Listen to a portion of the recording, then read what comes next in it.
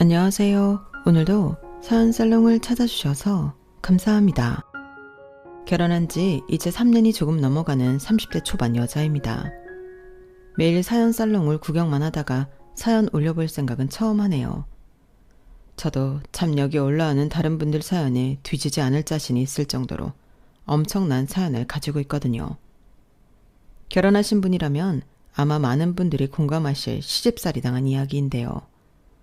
제가 겪은 일은 시집살이도 시집살이지만 그걸 넘어서 시댁 식구들에게 인간 대 인간으로서 배신감이 컸던 일이라 몇 달이 지난 지금까지도 분노가 쉬이 삭혀지질 않아 이렇게 사연이 남아 적어보게 되었어요.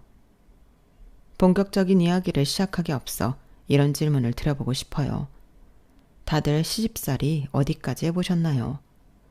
사연살롱을 보고 계실 결혼한 지 10년, 20년 훌쩍 넘어가는 결혼 선배, 인생 선배들 앞에서 이런 질문을 하기엔 제 나이가 아직 어리기도 하고 좀 이른 생각일지도 모르지만 요즘 전 결혼한 분들만 보면 붙잡고 물어보고 싶은 심정이 든답니다.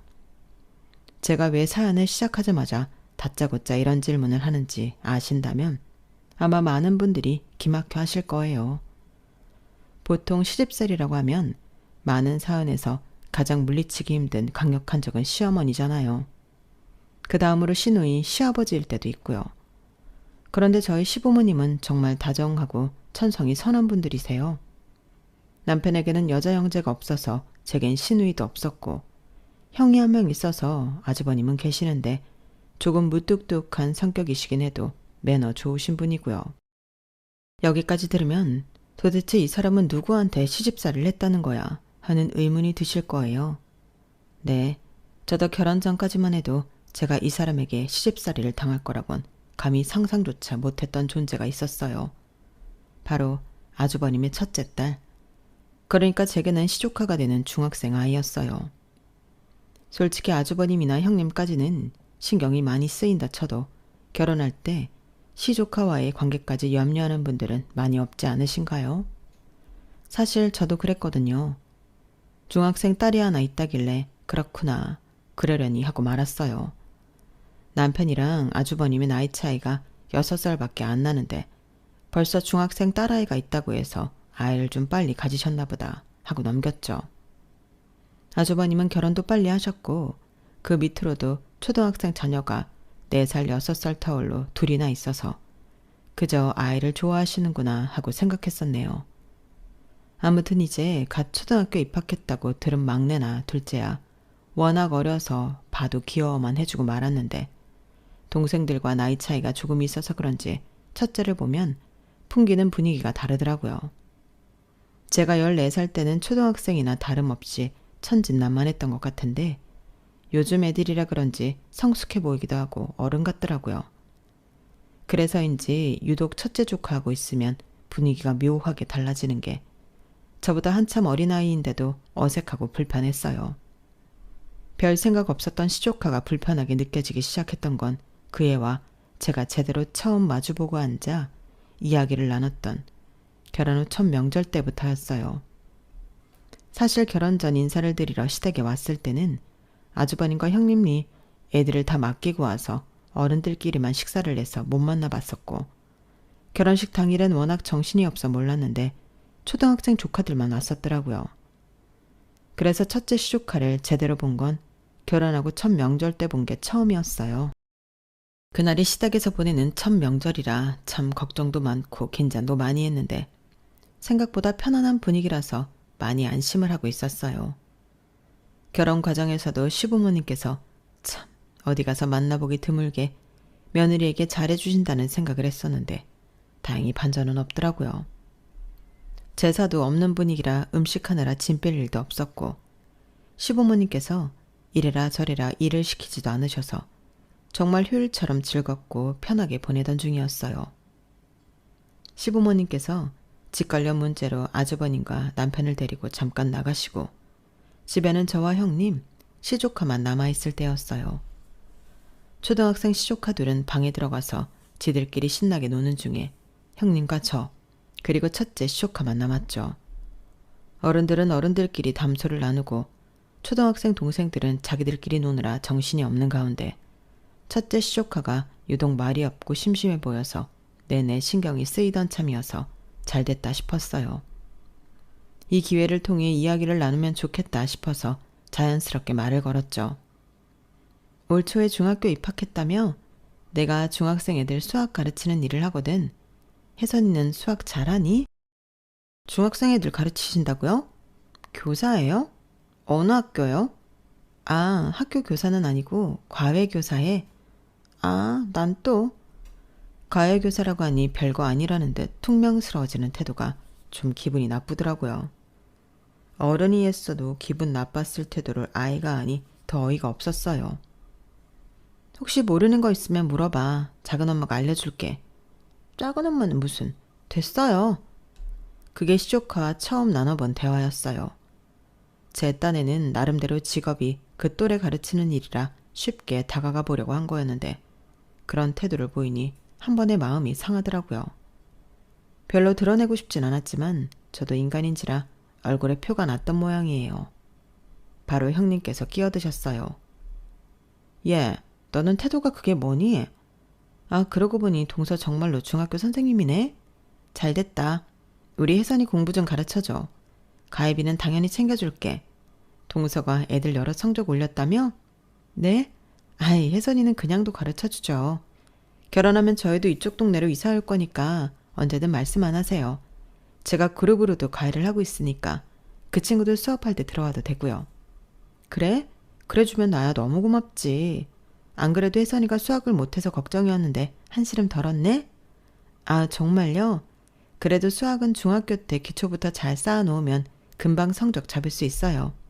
내가 많이 도와줄게 혜선아. 우리 집에 자주 놀러와. 그나마 어색했던 공기를 형님께서 자연스럽게 풀어주셔서 내심 안심하고 있었는데 저희 얘기를 못 씹은 얼굴로 듣고 있던 시조카가 갑자기 자리를 박차고 일어났어요. 아, 진짜 됐다고요. 초면부터 짜증나게. 제 공부는 제가 알아서 할 테니까 신경 끄세요. 분위기는 순식간에 싸해졌어요. 시조카가 문을 꽝 닫으며 그대로 집을 뛰쳐나가버렸거든요. 때마침 현관에서 시아버님과 이야기를 하며 집에 들어오고 있던 남편이 놀라서 허겁지겁 뛰어들어올 정도로요. 여보, 뭐야, 왜 그래? 혜선이한테 뭐라고 했어? 어? 무슨 얘기를 하긴 뭘 무슨 얘기를 해. 근데 제가 갑자기 왜 저래? 설마 공부 가지고 훈계했어? 내가 그랬겠어? 오늘 처음 만나는데? 아우, 도련님도 설마 동서가 그랬겠어요. 그냥 제가 예민해서 그래요. 요즘 중2병이 무섭다던데 쟤는 왜 중2 되기도 전에 저러지? 하여간 누굴 닮아서 그러는지. 미안해 동서, 놀랐지? 내가 대신 사과할게. 아니에요. 한창 성적이 민감할 나이인데 제가 괜한 이야기를 꺼냈나 봐요. 공부 도와준다고 하면 좋아할 줄 알고. 제 직업병인가 봐요. 저야말로 죄송해요 형님. 앞으로 조심할게요. 조심하긴 뭘 조심해 동서. 이렇게 착해 빠져가지고 어디 결혼생활 잘하겠어? 동서, 명심해. 결혼생활이라는 게 그렇게 마냥 순탄하지만은 않다. 내 얘기 새겨듣는 게 좋을 거야. 나도 결혼생활이 정말 쉽지만은 않았어. 진심 반 농담 반으로 능청스럽게 위로해 주시는 형님 덕분에 기분이 풀리더라고요. 에이 형님, 그래도 저는 다른 건 몰라도 시댁복은 있는 것 같아요. 시부모님도 시댁살이 없이 잘해주시고 아주버님이랑 형님도 좋은 분들 같고요. 결혼 생활의 힘든 점 절반은 시댁, 절반은 남편 때문이라는데 적어도 시댁 때문에 힘들 일은 별로 없을 것 같아요. 형님께서 내내 분위기도 풀어주시고 저를 많이 신경 써주시는 것 같아 그렇게 웃으며 답했는데 형님 얼굴이 묘하게 일그러지더라고요. 뭔가 꼭 양심에 찔리기라도 한다는 듯이요. 그래? 뭐 그치. 우리 시부모님 정도면 괜찮은 편이지. 시집살이도 별로 안 심하고. 잠깐이었지만 그 표정이 내내 마음에 걸리더라고요. 그때를 떠올리면 자꾸 찜찜해져서 돌아오는 길에 남편에게 슬쩍 물어봤어요. 여보, 혹시 시부모님이 시집살이하거나 그런 건 아니지? 아유, 당신은 그 얘기를 몇 번을 묻는 거야. 그렇게 불안해? 결혼 전부터 얘기했잖아. 우리 엄마 아빠는 그런 거 없다고. 아, 그치. 아니, 아까 형님이랑 얘기하는데 형님 반응이 좀 이상해서. 형수님이 왜? 내가 시부모님이 시집살이도 안 시키고 형님이랑 아주버님 좋은 분 같다고, 시댁 복은 있는 것 같다고 했더니 형님 표정이 좀 이상해지더라고. 약간 내가 잘못 알고 있는 것 같다는 듯한 표정이었달까? 그래? 사실은 우리 부모님이 처음부터 이런 분들은 아니긴 했어. 아마 그래서 형수님이 그런 반응이셨을 거야. 어? 그게 무슨 소리야? 형이랑 형수님은 좀 젊은 나이에 결혼하셨잖아. 그래서 그런지 엄마가 그때만 해도 좀 옛날 사상을 많이 못 버리셔서 형수님을 못 살게 굴긴 했었거든. 그땐 제사도 지낼 때라 많이 힘들긴 하셨을 거야. 그것 때문에 형이랑도 많이 싸우셨던 걸로 알고 있고. 아무튼 결혼 초반엔 형수님이 고생 꽤나 하셨을 거야. 이러다 멀쩡한 부부 이혼시키겠다 싶어서 나도 부모님한테 많이 뭐라 했지. 그래서 지금 많이 달라지신 거야. 아, 그렇구나. 남편의 설명을 들으니 형님이 왜 그런 반응이셨는지 한 번에 납득이 되더군요. 본인 때는 이런 시부모님이 아니었는데 제가 들어와서는 좋은 시부모님 듣고 있으니 얼마나 기분이 묘했을지 이해가 됐어요. 보통 그런 상황이면 괜히 나중에 들어와서 호선 누리고 있는 제가 얄밉게 느껴져서 경계하거나 퉁명스럽게 대했을 수도 있었을 텐데 친근하게 대해주시는 형님께 감사한 마음이 들더라고요. 역시나 참 좋은 분이라는 생각과 함께요. 그런데 한편으로는 저도 기분이 이상했어요. 원래 사람이 바뀌는 게 쉬운 일도 아니고 부모님 세대분들은 그 정도 연세에 생각을 바꾸시는 게 여간 어려운 일이 아닐 텐데 어떻게 쉽사리를 혹독하게 시키던 시어머니에서 지금처럼 며느리들을 자유롭게 내버려두는 시어머니가 됐는지 의문이 들더라고요. 자식들이 뭐라고 한다고 해서 고쳐질 거였으면 세상에 많은 시어머니들이 바뀌었을 텐데 말이에요. 그 정도로 생각이 열려있다는 걸로 밖에는 설명이 안 됐는데 신기하기도 했고요. 아무튼 지금 바뀐 건 사실이니 그냥 그러려니 넘겼어요. 예전에는 그런 분이었다고 하니 언제든 돌변할 수 있다는 가능성만 약간 열어둔 채로요. 하지만 결혼한 지 1년이 지나고 2년이 지나도 시부모님은 저희에게 처음부터 지금까지 한결같이 잘해주시기만 했습니다. 문제는 생각지도 못한 곳에 있었죠. 네, 앞서 말씀드렸던 첫째 시오카에게요. 저기 동서, 정말 이런 부탁해서 미안한데 이야기해도 될까? 뭐길래 그렇게 뜸을 들이세요, 형님? 남편 회사가 이전을 해서 우리가 지방으로 이사를 가게 됐어. 근데 혜선이가 감수성이 한참 예민한 때기도 하고 성적도 중요한 시기잖아. 이런 때 환경을 바꾸는 게 좋을 것 같지 않아서. 중고등학교는 원래 살던 이 동네에서 졸업시키고 싶어서. 우선 1년만 혜선이 맡아줄 수 있을까? 딱 중학교 졸업 때까지만. 남편이 다시 서울로 오려면 부서 이동 신청을 해야 하는데 적어도 1년은 걸릴 것 같아. 네? 그게 같이 사는 건 좀 힘들 것 같아요, 형님. 알지, 너무 잘 알지. 내 자식이랑 같이 사는 것도 힘든데 남의 자식이랑 사는 게 얼마나 힘들겠어. 그래도 그동안 우리 정이 있잖아. 혜선이한텐 절대 동서 심기 건들지 말고 쥐 죽은 듯 학교랑 집만 왔다 갔다 하라고 할게.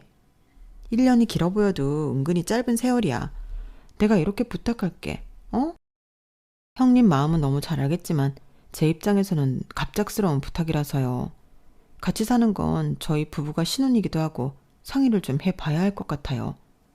남편이랑 이야기하고 다시 말씀드릴게요. 전화를 끊고 나니 마음이 너무 착잡하더라고요. 가뜩이나 어쩌다 한번 만나는 사이인데도 한없이 불편한 시조카를 데리고 살라니. 아무리 시조카가 쥐죽은 듯 산다 해도 같이 살면 매일 오며 가며 얼굴 마주칠 텐데 신경이 안 쓰이는 게 가능하겠나 싶었어요. 그래서 당연히 남편도 거절할 줄 알았죠. 여보, 형님이 말도 안 되는 부탁을 하시는데 당신이 좀 아주버님 통해서 거절해 줄 수 있지? 부탁? 무슨 부탁? 아니, 혜선이 중학교 졸업할 때까지 1년만 우리가 데리고 살아달래. 아무리 형님이랑 아주버님이 나한테 잘해주셨어도 애를 맡기는 건 완전 다른 문제지. 애도 셋이나 키워보신 분이 어려운 거 알면서 왜 저런 부탁을 하시지? 뭐? 애 키우는 거랑 얘랑 같나?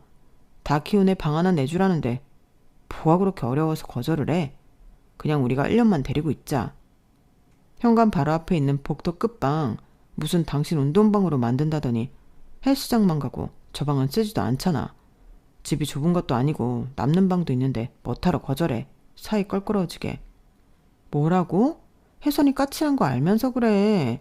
가끔만 보는데도 내가 조금 실수하면 펄펄 뛰는 애야. 당신도 전에 봤잖아. 그런 시한폭탄 같은 애를 어떻게 데리고 살아? 중학생이잖아. 당신도 중학생 애들 많이 가르쳐 봤으면서 혜선이 하나 케어를 못해. 그때야 워낙 낯설고 사춘기니까 그랬겠지. 내일 모레 고등학교 들어가는데 사춘기도 거의 끝났겠구만. 아니 여보, 왜 이렇게 남일처럼 말해? 나는 싫어. 우리 아직 신혼이야. 내가 내 집에서 편히 쉬지도 못하고 한참 어린애 눈치 보며 살아야 해? 누가 눈치 보래. 저 방은 안방이랑 거리도 먼데 눈치는 무슨 눈치야. 그냥 서로 방에서 안 나오면 같이 사는지 안 사는지도 모르겠구만. 그리고 이 기회에 당신도 겸사겸사 혜선이랑 사이 좋아지면 좋잖아. 딱 당신이 가르치는 애들 나이 때인데 혜선이랑 친해지면 당신 일하는 거에 도움되지 않겠어? 뭔 소리야.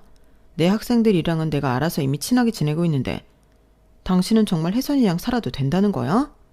그래, 뭐 평생 살라는 것도 아니고 1년만 데리고 있어달라는데 그게 그렇게 어려워? 막말로 당신도 일하고 나도 일하고 혜선이도 자기 학업하면 집에서도 마주칠 시간 그렇게 길지 않아.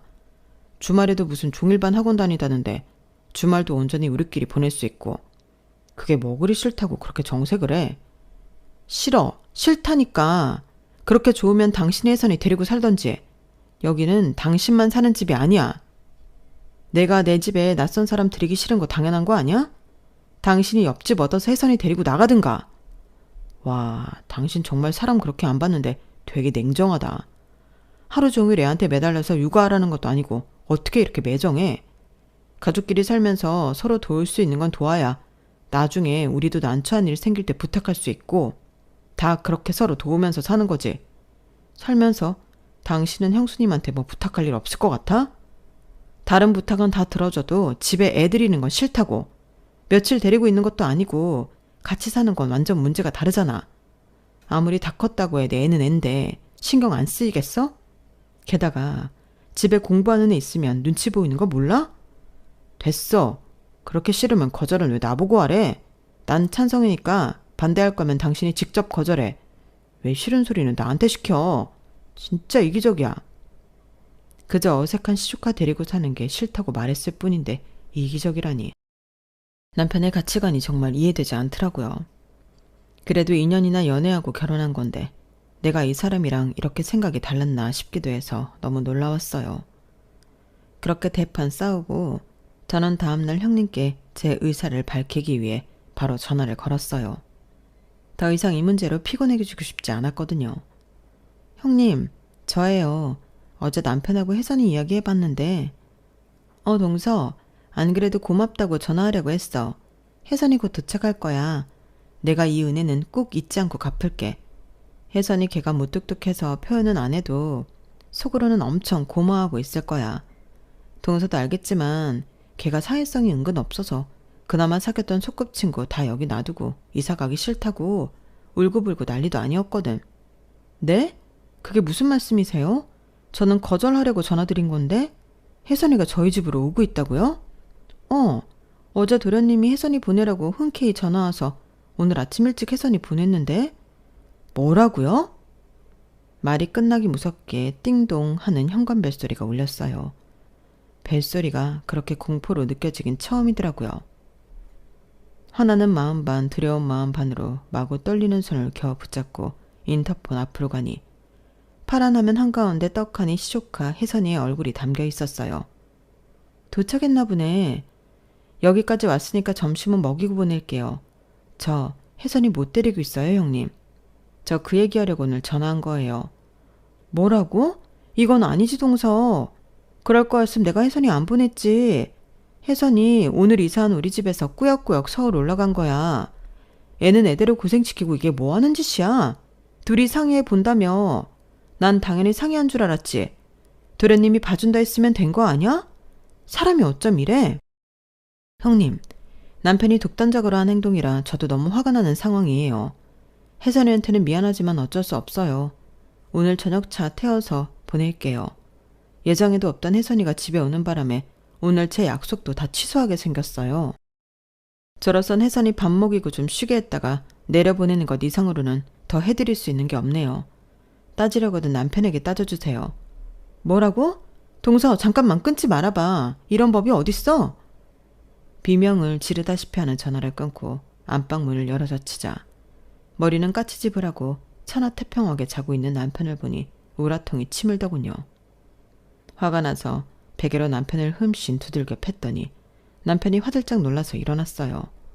아, 여보 왜 이래? 당신 미쳤어? 미치긴 누가 미쳐? 미친 건 너 아냐? 지금 밖에 누가 와 있는지 알아? 밖에? 아, 혜선이? 벌써 왔어? 아, 혜선이? 장난해? 왜 춥겠다. 얼른 열어줘야지 뭐해. 남편이 후다닥 일어나 현관으로 걸어가는데 진짜 그때의 기분은 이루 말할 수가 없더라고요. 그래서 빠른 속도로 쫓아가 문을 열기 직전 남편에게 경고했어요. 혜선이 점심만 먹이고 보낼 거야. 뭐? 애가 차를 몇 시간 타고 온 건데 미쳤어? 몰라. 나랑 상의 안 한 당신 잘못이지. 그러게 누가 맘대로 부르래? 그러기만 해. 아주 정남이가 뚝 떨어질 것 같으니까. 말을 마친 남편이 문을 열어서 뒷말은 하지 못했어요. 문을 여니 백팩에 크로스백에 캐리어에 끼운 노트북 가방까지 아주 온갖 살림살이를 다 싸들고 온 시조카가 보이더라고요. 뭐 좋다고 저렇게 바리바리 싸들고 온 건지 기가 막히는 걸 꾹 참고 기분 나쁜 티를 안 내기 위해 노력을 하는데 애가 하는 첫마디가 가관이었어요. 문 여는데 왜 이렇게 오래 걸려요? 싹퉁바가지 하고는 이런 걸 데리고 살라니 역시 제 생각이 틀리지 않았다는 생각을 하며 남편을 봤어요. 하지만 남편은 뭐가 좋은지 실실 웃으며 맞이해 주더라고요. 왜 이렇게 까칠하게 굴까 우리 혜선이. 날이 많이 추워서 화가 났나? 제 방은 어디예요? 저는 쳐다도 보지 않고 남편과 대화를 하는데 대뜸 지방부터 찾는 걸 보니 뭐 이런 게 다 있나 싶고 머리 한 대만 쥐어박고 싶더라고요. 그런 제 속은 모르고 남편이 현관문 바로 앞에 있는 끝방을 가리켰어요. 저기 저 방 쓰면 돼. 짐 풀고 나와. 맛있는 거 먹자. 뭐 먹고 싶어? 방을 쓰긴 뭘 써. 짐 풀 거 많아? 그냥 거실에 짐가방 두고 나갔다 오자. 어차피 그대로 다 가지고 내려가야 하는데 번거롭게. 집에 머무를 일말의 틈도 주고 싶지 않아서 남편의 말을 가로챘더니 그제서야 제 얼굴을 쳐다보더라고요. 뭔 소리예요? 저 여기 살 건데. 작은아빠랑 엄마랑 상의가 안 되었는데 작은아빠가 실수를 했네? 사과는 작은아빠한테 받아. 솔직히 문 열기 전까지만 해도 저 애한테 이렇게 퉁명스럽게 굴 생각은 없었는데 시조카 태도를 보니 저도 모르게 싸늘한 말투가 나가더라고요. 그런데도 시조카는 기가 죽긴커녕 코웃음을 쳤어요. 사과를 왜 받아요? 전 안 내려갈 건데. 두 분이 소통 못해서 생긴 일에 왜 제가 피해를 입어야 하죠? 전 여기 오라 해서 온 거고 보아하니 방도 비워놓은 것 같은데 다시 내려갈 이유가 없는데요? 방은 비워놓은 게 아니고 원래 비어있던 방이야. 내가 쓰려고 비워놓은 방이니까 미안하지만 여기 놀러 올 수는 있어도 살 수는 없어. 여기까지 왔는데 점심은 맛있는 거 사줄게. 용돈도 필요한 만큼 주고. 작은엄마가 신경 써줄 수 있는 건 이 정도까지야. 점심은 됐고요. 용돈도 필요 없어요. 어차피 쓰지도 않던 방. 저랑 살기 싫다고 쓸모있는 방인 척 연기하지 마시고요. 전 어른들끼리 다 이야기 됐다고 들었으니까 못 내려가요. 방에 짐 풀게요. 그대로 남편이 가리킨 방에 들어가려는 시조카를 보니 말 그대로 눈이 뒤집히더라고요. 저도 모르게 울컥해서 시조카의 팔을 덥석 붙잡았더니 시조카가 엄청난 힘으로 저를 밀치듯 뿌리쳤어요. 나요? 어딜 만져요 더럽게. 뭐라고? 전 분명히 안 내려갈 거라고 말했어요. 아니 못 내려가요. 저라고 뭐 좋아서 그쪽이랑 산다는 줄 알아요? 나도 싫은 건 피차 마찬가지니까 서로 좀 못 본 척하고 살자고요. 네? 사람이 너무 놀라면 사고 회로가 정지된다는데 그 순간 제가 딱 그랬어요. 그렇게까지 강하게 나올 거라곤 상상도 못해서 모든 행동이 굳어버리더라고요. 그 와중에도 남편은 제 편을 들긴커녕 놀라서 혜선이를 따라 들어가는데 너무 어이가 없어서 뭐라 하지도 못했네요. 그날 저는 시조카 꼴도 보기 싫은 마음에 방에서 한 발자국도 안 나갔어요. 거실에서 남편이 눈치도 없이 시조카와 화기애애한 대화를 하는 게 간간히 들려왔지만 싹 무시했죠. 시조카는 물론이고 남편도 꼴도 보기 싫어서 안방에서 남편도 쫓아냈어요. 남편은 옷방에서 자고 저는 안방에서 자는데 이쯤 되니 시조카가 어디까지 버티나 궁금해지더라고요.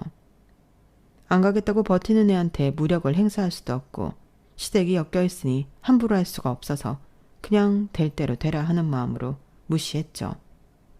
남편도 아무리 시조카라지만 언젠가 이 생활을 불편해할 날이 오겠지 싶었거든요.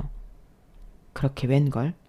그렇게 한 학기가 다 지나가도록 시조카는 저희 집에서 나가지 않고 잘 버티더라고요. 게다가 잊을만 하면 틈틈이 제 속을 뒤집어 놓는 멘트를 하는 것도 잊지 않았어요. 밑반찬이 왜 이렇게 맛이 없어요?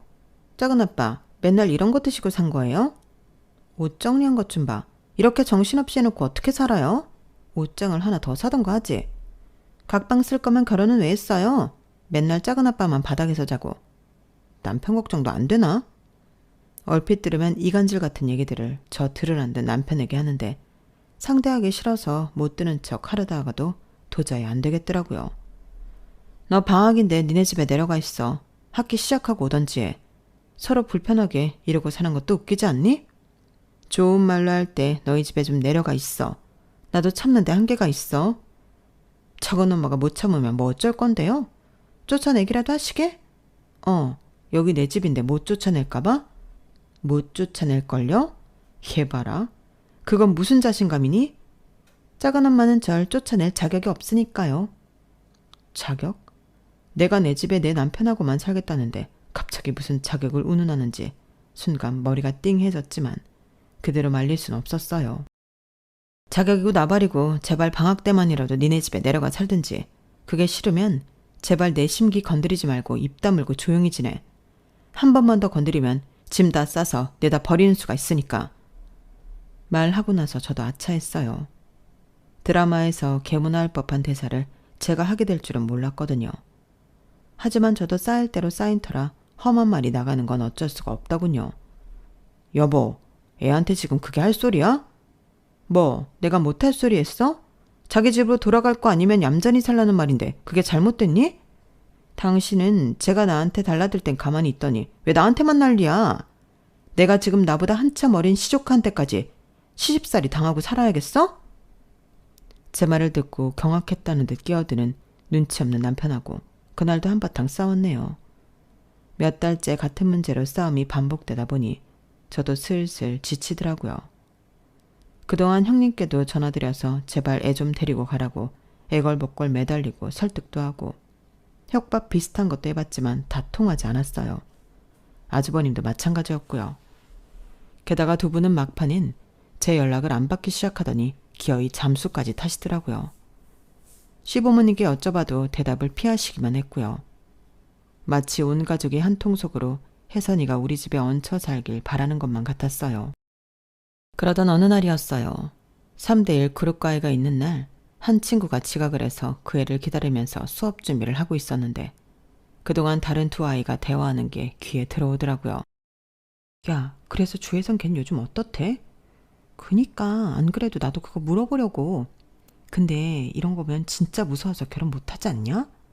걔네 아빠랑 결혼한 분은 걔가 친딸인 거 상상도 못하고 있을 거 아냐. 내 말이 내가 결혼했는데 조카가 내 집에 얹혀 살겠다는 것도 너무 싫을 것 같은데 알고 보니 걔가 내 남편이 사고쳐서 낳은 딸이었다? 와, 진짜 생각만 해도 끔찍하다. 그 여자분 어떡해? 진짜 불쌍해 죽겠다. 아이들이 하는 이야기를 듣다 보니 온몸에 털이 쭈뼛쭈뼛 서는 것 같더라고요. 혜선이란 이름이 흔한 이름이긴 하지만 주시성의 혜선이란 이름의 조합은 흔하지 않은 것 같아 더 그랬어요. 게다가 제가 가르치던 학생들이 혜선이랑 동갑내기 같은 학교에 다니는 친구들이었거든요. 그래서 끼어들지 않을 수 없었죠. 얘들아, 혹시 니네가 말한 주혜선이란 이름을 가진 친구가 학교에 한 명밖에 없니? 네? 그렇지 않나? 아마 맞을 거예요. 네, 다른 혜선이는 많은데 주혜선은 한 명밖에 없을걸요? 선생님도 혜선이 아세요? 아이들의 순진무구한 얼굴에 억장이 무너져 내리더라고요. 하지만 그래도 믿기지 않는 건 마찬가지라 떨리는 손으로 핸드폰을 켜 혜선이의 프로필 사진 화면을 아이들에게 보여줬어요. 얘가 맞아? 네, 얘예요. 선생님도 얘 가르치세요? 아까 해준 얘기 좀 자세히 해줄 수 있니? 얘네 아빠가 혜선이가 딸인 걸 숨기고 결혼했다고? 티내지 않으려고 노력했지만 목소리가 마구 떨리더군요. 다행히 아이들은 눈치채지 못했는지 지들끼리 서로 이걸 말해줘도 되나 시선을 부딪혔어요. 뭐 어때? 이미 다 들으셨는데. 비밀이에요, 선생님? 요즘 혜선이가 그래서 새엄마랑 사는데 조카인 척하고 사느라 짜증나 죽겠대요. 아빠가 언제 밝힐지 간보고 있는데 새엄마는 자기를 조카라고 생각하니까 아빠랑 자기를 엄청 갈군다나? 그래서 나중에 아빠가 자기 친딸인 거 밝히면 역으로 복수할 거라고 요즘 맨날 그 얘기밖에 안 해요. 뭐라고? 충격적인 사실을 알게 된 것도 어이가 없었는데 그 발칙한 녀석이 그런 생각을 품고 있다는 걸 듣게 되니 정말 얼척이 없더군요. 그날 수업은 도대체 무슨 정신으로 진행했는지 모르겠어요. 처음엔 애들 말만 믿고 이러는 게 맞나 싶었지만 생각해보면 이상한 점이 한둘이 아니긴 했어요. 단순히 시조카라고 하기엔 너무 친밀한 사이라거나 혜선이가 절대 제 집에 돌아가지 않으려고 하는 것도 아주버님과 형님도 막무가내로 혜선이를 제 집에 보내고 방치하는 것도 혜선이가 제 남편의 딸이라고 하면 이해가 됐어요. 하지만 남편과 결혼할 때 호적이 아무것도 없이 깨끗했던 걸로 아는데 어떻게 이런 일이 가능한지 의문이었죠. 더 확실한 확인이 필요해서 시댁에 전화를 걸었어요. 어머니 저예요. 둘째 며느리요. 남편한테 이야기 다 들었어요. 그동안 마음고생 많으셨죠? 어? 무슨 얘기 말이냐? 혜선이요. 저는 혜선이한테 그런 사연이 있는 줄도 모르고 너무 시조카 대하듯 했네요. 제게도 딸이 생긴 거나 다름없는데. 혹시나 모를 상황을 대비해 떠보듯 이야기했는데 잠시 수화기 너머로 어머니께서 놀란 듯이 말씀이 없으시더라고요. 어찌해야 할 바를 모르는 눈치였어요. 들었니? 네, 다 듣고 전화드린 거니까 너무 놀라지 않으셔도 돼요. 이럴 거면 왜 숨기셨어요? 진작 말씀해 주셨어도 됐는데. 미안하다. 우리 아들 온전히 장가 보내려면 어쩔 수가 없었어. 요즘 같은 세상에 어릴 때 사고쳐서 낳은 딸이 있다고 하면 어떤 여자가 좋다고 결혼을 하겠니? 숨겨서 정말 미안하다. 네, 그쵸. 세상에 결혼도 전에 중학생짜리 딸이 그것도 어릴 때 다른 여자 사이에서 낳은 아이가 있다고 하면 아무도 안 좋아하죠. 그래서 할 수 없이 큰애 호적에다 혜선이를 올린 거야. 참, 이게 큰애한테도 할 짓은 못 되는 건 알긴 알았지만 큰애는 결혼한 지 좀 됐으니까 큰애한테 올리는 게 사회적으로 시선이 나아 보일 것 같아서. 형님이랑 아주버님도 힘드셨겠어요. 힘들었지. 부모로서 내가 참 두 아들한테 못될 짓 했다. 그래도 이걸 이해해 줄 여자는 없을 줄 알았는데 너하고는 이야기가 잘 된 모양이로구나. 많이 놀랐겠어. 그래도 우리 입장도 이해는 가지? 이게 사람 마음이 참. 미안하다고 연신 사과하시는 것까진 괜찮은데 본인들이 이해받을 수 있다고 생각하는 태도가 절 화나게 했어요. 아니요, 어머님. 이해는 안 가죠. 말씀은 똑바로 들어야겠네요. 저한테 언제까지 속이실 생각이었어요? 네가 혜선이랑 조금 친해지고 아기 낳을 때까지는 당분간 너도 모르고 있는 게 나을 것 같아서 그때까지만 이야기하지 않기로 했었는데 작은 애가 먼저 말하든? 제 반응이 심상치 않다는 걸 깨달은 어머님께서 뭔가 이상하다는 듯 물으셨어요. 와, 저는 제가 아기를 낳을 때까지 숨기라고 했다는 말이 어찌나 화가 나는지. 아기 생기면 이혼이 더 복잡하고 어려워지니 제 코를 꿰 생각으로 그랬다는 것처럼 들려서 그때부턴 정말 화를 참을 수가 없더라고요. 왜요? 아기 낳으면 제가 이혼 안 할 것 같아서요? 그리고 지금 시조카와도 이렇게 안 친한데 남편 친딸이라고 하면 제가 좋아라 하고 친해질 줄 아셨어요? 진짜 해도 너무하시네요, 다들. 이거 사기 결혼이에요. 어머님이 뭐라고 다급하게 말씀하시는데 더 듣고 있기 싫어서 전화를 끊어버렸어요. 만일의 사태에 대비해서 어머님과의 통화 내용을 다 녹음도 해뒀죠. 저는 그 길로 남편 정장에 붙어있는 머리카락과 혜선이 방에 있던 머리카락을 가지고 유전자 검사를 맡겼어요. 남편과 제대로 이혼하려면 이 방법밖에 없는 것 같았거든요. 검사에 시간이 좀 걸려서 어머님께 이야기를 들은 남편이 저를 설득한다고 매일 귀찮게 구는 걸 견디는 게 고역이었죠. 여보, 어디서 그런 말을 들은 건지 몰라도 진짜 오해야. 친딸은 무슨 엄마가 노망이 난 거라니까? 노망이 나시긴 했지. 아무리 아들 장가를 보내고 싶어도 그렇지. 어떻게 둘째 아들 딸을 첫째 아들 호적에 올릴 생각을 하셔? 진짜 아니라니까 그러네. 내가 어떻게 해야 믿을래? 당신이랑 혜선이 유전자 검사 맡겼어. 당신 말대로 믿음 다 떨어진 당신 말이나 노망난 당신 어머니 말은 안 믿을게. 난 그냥 결과만 볼래. 여보, 당신 진짜 너무한 거 아니야? 너무한 게 누군데? 지금 당장 쫓겨나기 싫으면 검사 결과 나올 때까지만이라도 입 다물고 있어. 그렇게 시간이 지나고 검사 결과가 나왔어요. 유전자는 99% 일치했고 예상했던 결과라 놀랍지도 않더라고요. 저는 검사 결과를 시댁 단톡방과 혜선이에게 전송한 후 그 길로 남편과 혜선이가 입는 옷들과 물건을 대충 빼서 집 밖에 놔두고 집 비밀번호를 바꿨어요. 톡방을 확인한 시댁 식구들에게서 전화가 빗발치듯 쏟아졌지만 싹 다 무시했죠. 급하게 퇴근해서 집으로 돌아온 남편이 미안하다고 무릎을 꿇고 5만 가지 쇼를 펼쳤지만 저는 이혼을 요구했어요.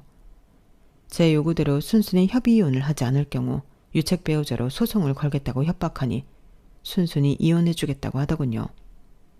남편이 집에 발 들이는 게 싫어서 복도에서 대화하고 있었는데 마침 하교하고 돌아온 혜선이가 집 앞에 어지럽게 흐트러져 있는 제 물건들을 보고는 경악하더군요. 작은 엄마, 이게 다 뭐예요? 뭐 하는 짓이에요? 나 이제 니네 작은 엄마 아니니까 싸가지 없는 말투 좀 고쳐. 그리고 네 물건 다 가지고 니네 아빠랑 내 앞에 다시 나타나지 마. 알겠어? 네? 꽤나 충격받은 얼굴이 볼만하더군요. 남편이 혜선이 어깨를 감싸고 미안하다며 눈물을 뚝뚝 흘리는데 그 꼴을 더 보고 싶지 않아 집으로 들어가 버렸어요. 복도에서 부스럭거리는 소리가 한참이더니 몇 시간 뒤에 나가보니 짐을 챙겨서 갔더라고요. 솔직히 온 식구들이 제게 못할 짓을 한 건 맞아서 그런지 그 뒤로 저를 따로 괴롭히거나 하진 않았어요. 남편과도 제가 원하는 조건으로 재산 분할을 하고 무사히 이혼을 했고요. 나중에 형님께서 전화를 하셔서 받았는데 형님도 미안하다고 연신 눈물을 쏟으시더라고요. 알고 보니 형님도 처음에는 시집살이를 죽어라고 하다가 혜선이를 맡게 되면서 시집살이에서 좀 벗어나게 되신 거였다고 하셨어요. 그래도 남의 자식 키우는 게 쉬운 일은 아니라 남편이 결혼하자마자 잘 됐다 싶어서 혜선이를 맡긴 거라고 하더군요. 형님도 괘씸하긴 했지만 남의 자식 잠깐 데리고 살아본 경험이 있어서 그런지 형님 입장은 바로 이해가 됐어요. 시집살이도 싫지만 그런 버르장머리 없는 애를 데리고 사느라 얼마나 짜증나고 힘들었을까 싶었거든요. 아무튼 이혼을 하고 나니 가뿐하네요. 이혼을 하고 나서는 좋은 점뿐이지만 딱 하나 안 좋은 점은 예전보다 사람을 좀 더 안 믿게 된 것 같아요. 그 점이 참 서글프긴 하지만 세상에는 생각보다 나쁜 사람이 많다고 생각하니 예전만큼 호락호락하게 당하지 않을 것 같긴 해요. 인생의 이런 안 좋은 경험들도 결국엔 제게 더 좋게 작용하게 되겠죠. 그렇게 믿고 저는 앞으로 더 씩씩하게 살아가려고 해요. 여러분, 제 새 출발에 많은 응원 부탁드려요. 들어주셔서 감사합니다. 모두들 건강하시고 행복하세요. 여러분, 사연 댓글에 응원과 현명한 조언 부탁드려요. 좋아요와 구독은 저에게 큰 힘이 됩니다. 오늘도 좋은 일 가득하세요.